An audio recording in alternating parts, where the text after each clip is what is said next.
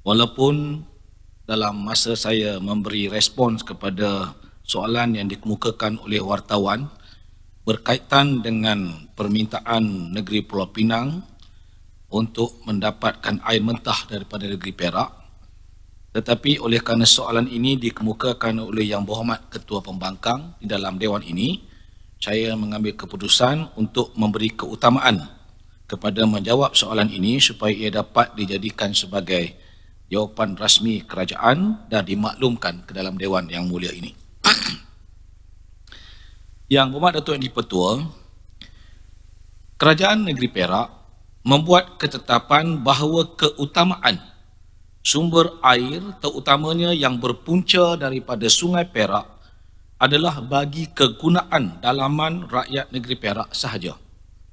Perkara ini telah diberi penekanan semasa sesi kunjung hormat yang amat berhormat Ketua Menteri Pulau Pinang ke atas Yang Amat Berhormat Menteri Besar Perak pada 1 Mac 2022 yang lalu. Dalam perbincangan tersebut, Kerajaan Negeri Perak memaklumkan permohonan Kerajaan Negeri Pulau Pinang untuk memindahkan sebahagian sumber air daripada Sungai Perak ke Negeri Pulau Pinang adalah tidak dapat dipertimbangkan.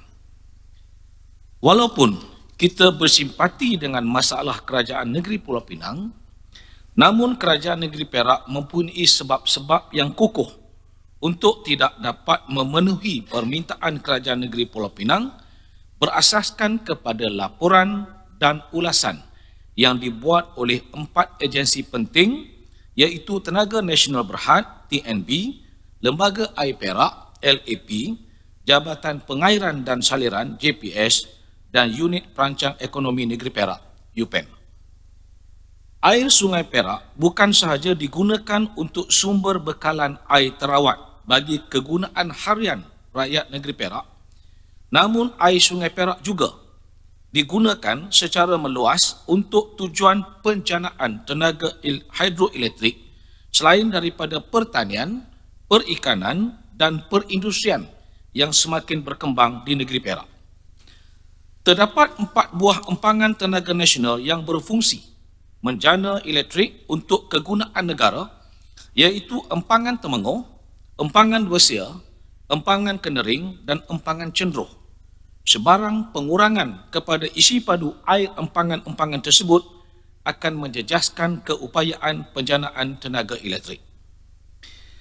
Berdasarkan maklumat yang diperolehi daripada Lembaga Air Perak pula, sebanyak 50% daripada sumber bekalan air terawat bagi rakyat negeri Perak adalah berpunca dan dirawat daripada Sungai Perak dan anak-anak Sungai Perak melalui loji rawatan air LAP yang terletak di sepanjang Sungai Perak. Selain itu, pihak Lembaga Air Perak juga dalam perancangan menaikkan kapasiti memproses air mentah di beberapa loji rawatan air miliknya dan membangunkan loji rawatan air baru di Kampung Gajah untuk bekalan air ke kawasan pembangunan di seberang Perak sepanjang jajaran West Coast Expressway WCE dan juga bagi kegunaan daerah Bagan Datuk yang memerlukan penggunaan sumber air daripada Sungai Perak.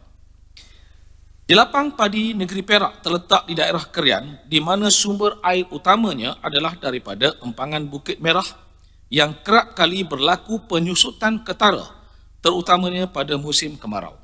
Oleh yang demikian, Jabatan Pengairan dan Saliran mengesyorkan supaya kerajaan negeri memberikan keutamaan untuk menyelesaikan masalah kekurangan bekalan air bagi tujuan pengairan sawah padi di kawasan ini.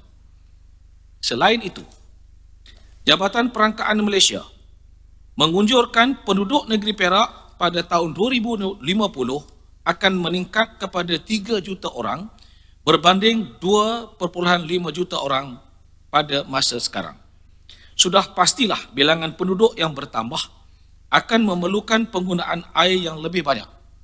Oleh yang demikian, negeri Perak perlu memastikan permintaan air bagi rakyat negeri Perak sentiasa mencukupi bagi keperluan domestik dan juga komersial pada setiap masa.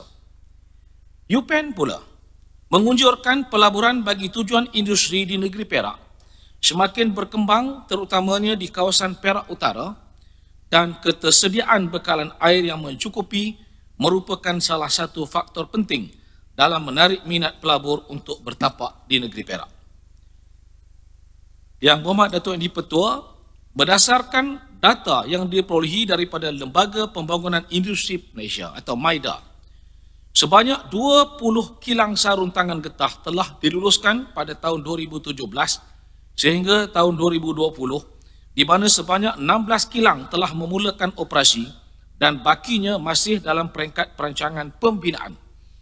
Sebanyak 9 buah kilang sarung tangan ini terletak di kawasan Perak Utara, iaitu di kawasan perindustrian Kamunting 1 dan kawasan perindustrian Kamunting Raya, di mana kilang sarung tangan getah memerlukan penggunaan air yang tinggi untuk membolehkannya beroperasi dengan kapasiti optimum.